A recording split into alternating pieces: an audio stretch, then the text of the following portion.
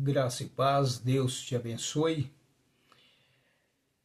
Quero partilhar uma mensagem da Palavra de Deus, da Bíblia Sagrada, para o seu coração.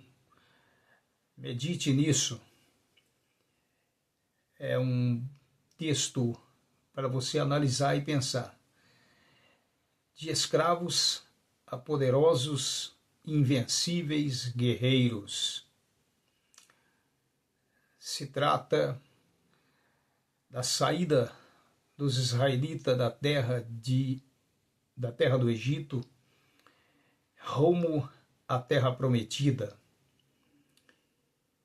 No capítulo 13, versículo 17 e 18, Deus guia o povo pelo caminho.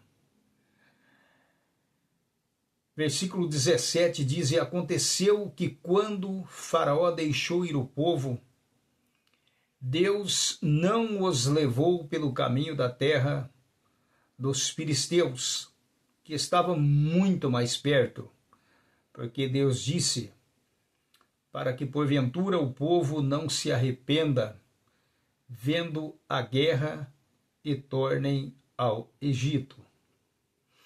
Mas Deus fez rodear o povo pelo caminho do deserto, perto do Mar Vermelho, e subiram os filhos de Israel da terra do Egito armados.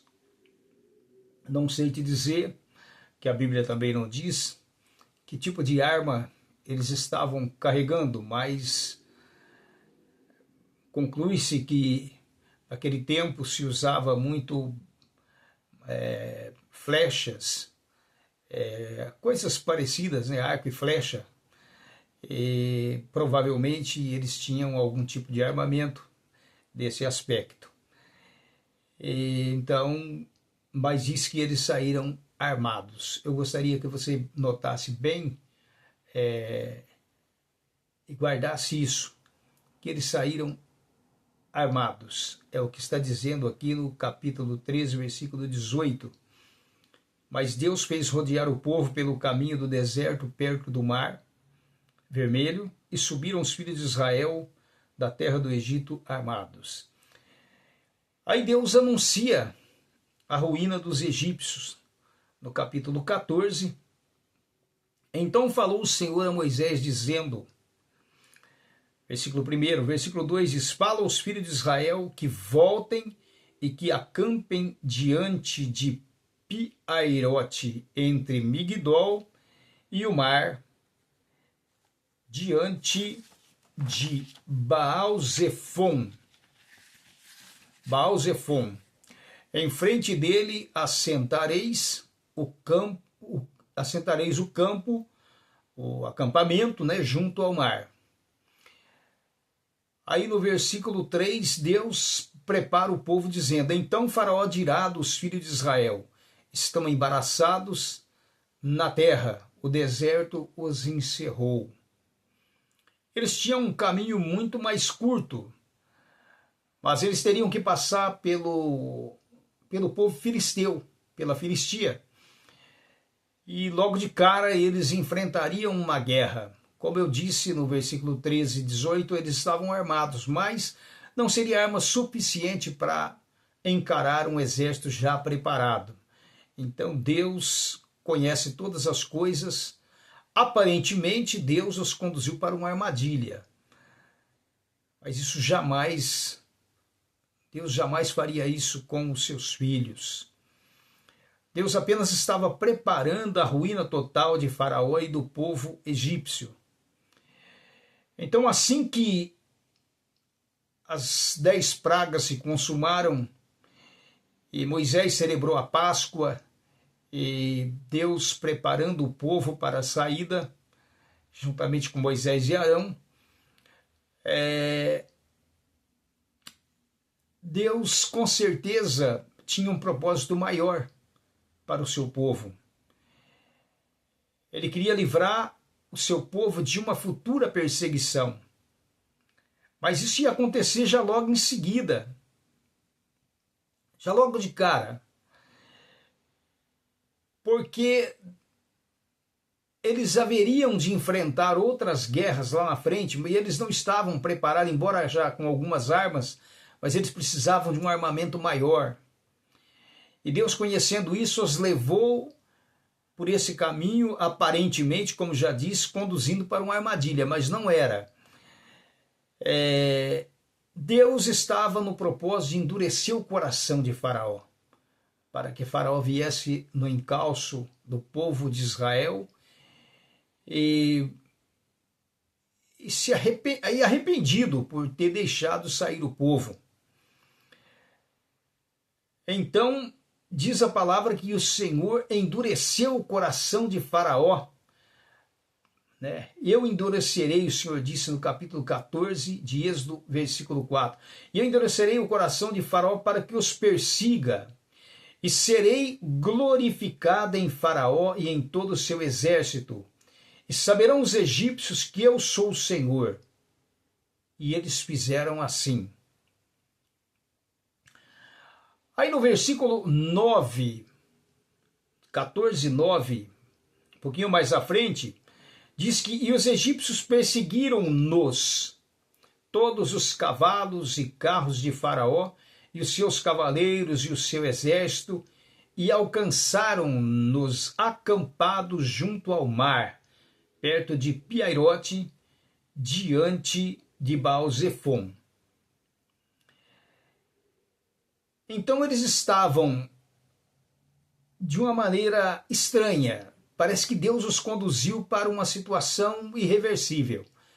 O mar pela frente, montanhas ao redor, não tinham como eles escalarem aquelas montanhas, pelo deserto também não tinha como fugir, e o mar vermelho pela frente.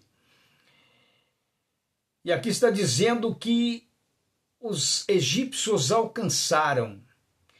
E chegando Faraó, no capítulo 14, versículo 10, diz assim, e chegando Faraó, os filhos de Israel levantaram os seus olhos, e eis que os egípcios vinham atrás deles, e temeram muito.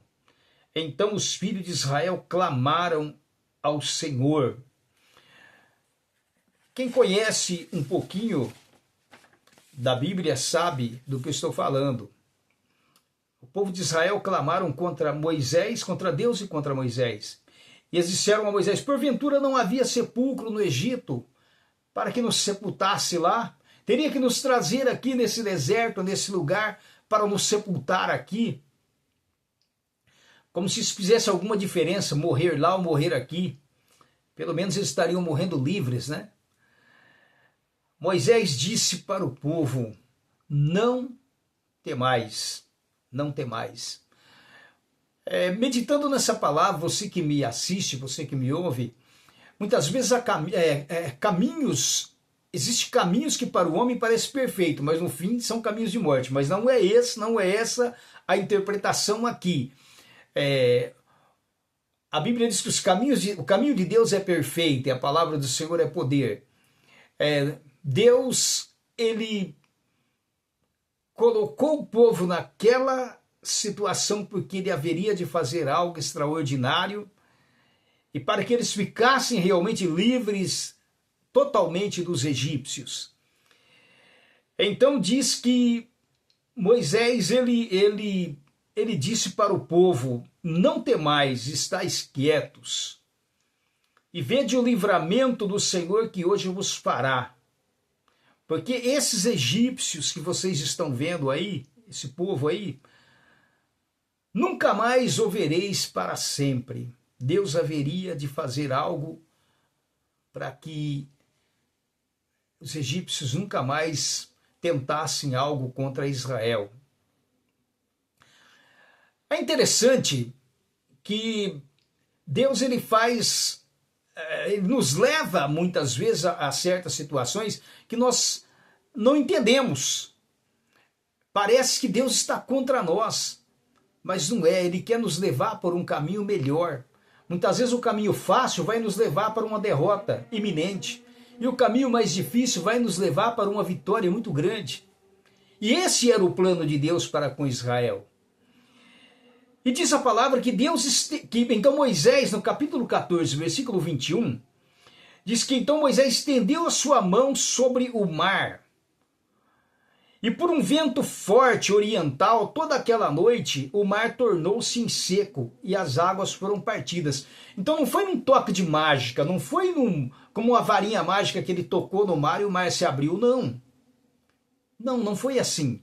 Está dizendo aqui que Moisés estendeu a sua mão sobre as águas, sobre o mar, por um forte vento oriental toda aquela noite. Durante toda aquela noite houve um vento que soprou sobre o mar, e o mar foi se abrindo e tornou-se em seco, e as águas foram partidas ou repartidas. Capítulo 14, verso 22. E os filhos de Israel entraram pelo meio do mar. Naquela noite, os egípcios não conseguiram chegar próximo de Israel, porque a Bíblia Sagrada revela que havia uma coluna de fogo que os seguia durante a noite e uma nuvem que os cobria durante o dia, por causa, logicamente, do sol, do deserto, sol quente, e durante a noite a coluna de fogo que os aquecia e os guiava.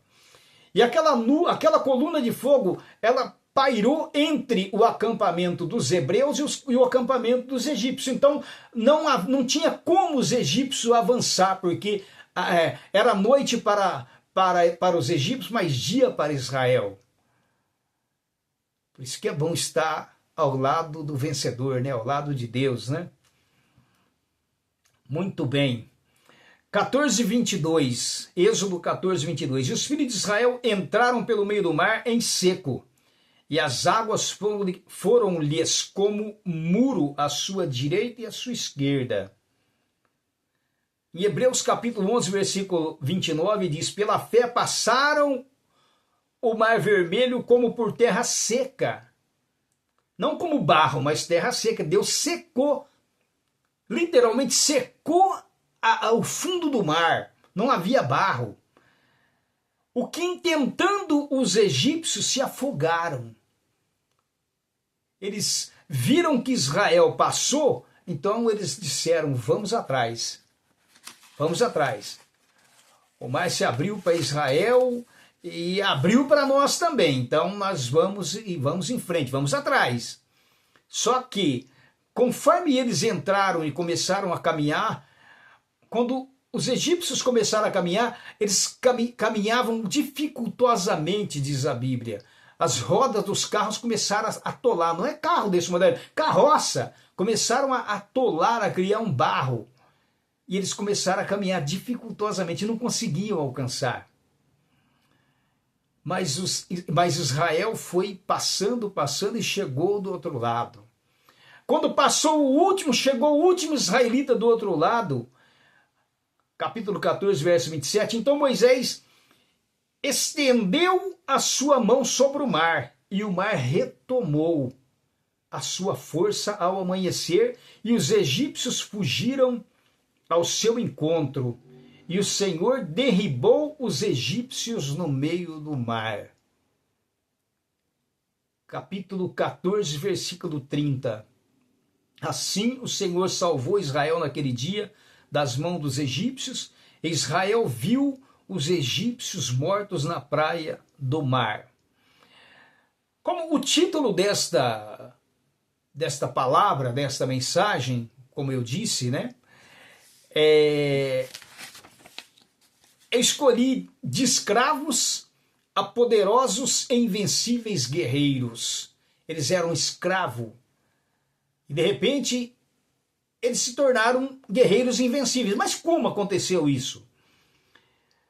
Assim que eles chegaram do outro lado, eles passaram por várias provas. Mas entre elas haveria de acontecer uma guerra. Porque até hoje Israel não procura guerra com ninguém. Muito pelo contrário. Israel se defende. Em todo o tempo, sempre Israel se defende. O escritor Joséfo, um escritor que era judeu, o Flávio Joséfo, ele escreveu que Moisés ele deu ordem aos israelitas para que recolhessem as armas dos egípcios. Porque normalmente se carregava um arco, né, e algumas flechas, né, no peito, né, amarrado ali no peito, né, para que, né, na hora da guerra tirava e começava a usar, né. Os guerreiros carregavam, logicamente pendurado no pescoço, né. E quando eles afundaram nas águas, pelo menos eu estou aqui seguindo uma linha de pensamento daquilo que Flávio José escreveu. Ele disse que Moisés deu ordem para que recolhesse as armas dos egípcios que estavam mortos na praia. E então, você vai entender por que essa necessidade de recolher aquelas armas. Deus estava preparando já o seu povo com armamento para que eles pudessem enfrentar a guerra. São, logicamente, deduções óbvias, né? Que mesmo sendo levados pelas águas, aquelas armas permaneceram enroscadas no pescoço. Quem sabe, talvez até favoreceu ainda mais o afogamento, né? No capítulo 17 de Êxodo, narra a jornada pelo deserto de Sim. Aí houve a falta de água. E aí no versículo 8 do capítulo 17 surge então a primeira guerra. Um povo chamado Amalequitas, nação de Amaleque, peleja contra os israelitas.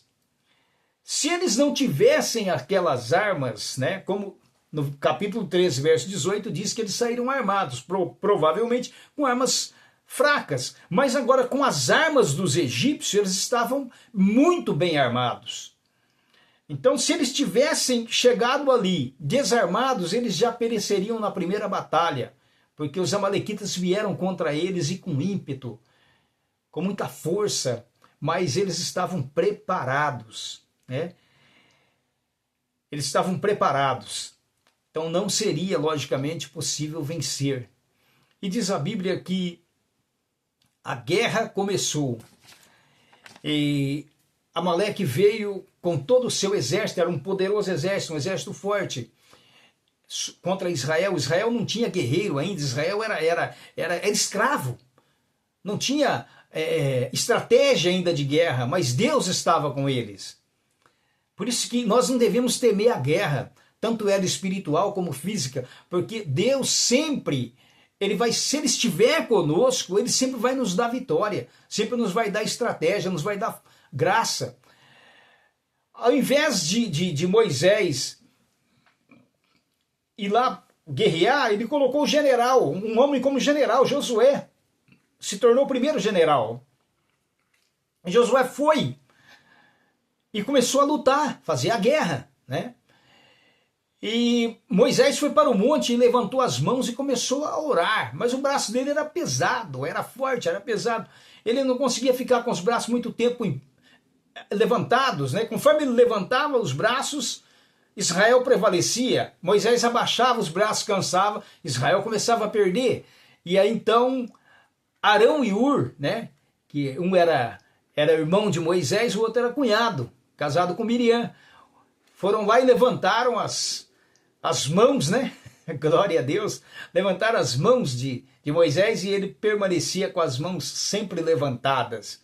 E Moisés com as mãos levantadas, os guerreiros de Israel iam prevalecendo, de escravos a invencíveis guerreiros. Sabe por que invencíveis? Porque não morreu nenhum israelita morreu nessa guerra, nenhum hebreu morreu nessa guerra. Saíram todos vivos e o exército amalequita foram quase que totalmente eliminado. Então, se você quer ser um guerreiro invencível, sirva a Deus, teme a Deus, obedeça a Deus, creia na palavra de Deus. A nossa guerra, diz a Bíblia, que ela não é contra carne e sangue, não é mais esse tipo de guerra. Nossa guerra é espiritual.